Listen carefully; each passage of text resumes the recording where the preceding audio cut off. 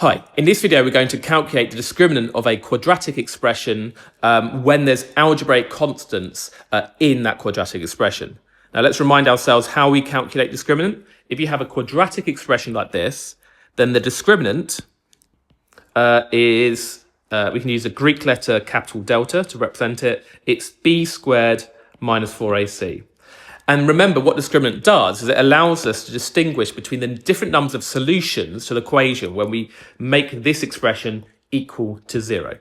So we need to calculate b squared minus 4ac for this question here. So let's just copy out the quadratic. We've got 2x squared plus k minus 1 x minus 2.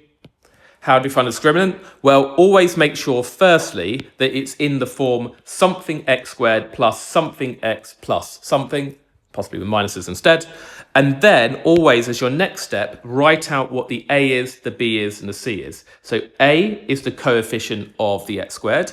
This is the thing in front of the x squared. So that is 2. B is the coefficient of the x, so what's in front of the x, which is k minus 1. And c is the constant term, which you can see is at minus 2 at the end.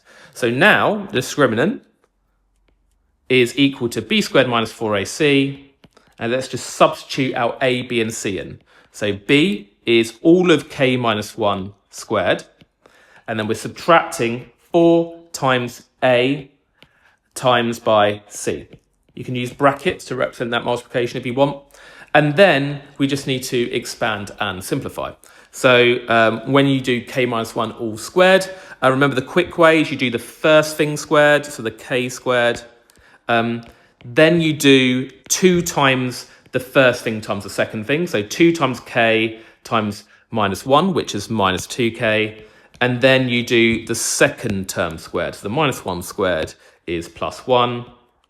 And then we've got minus 4 times 2 times minus 2. That's going to be plus 16.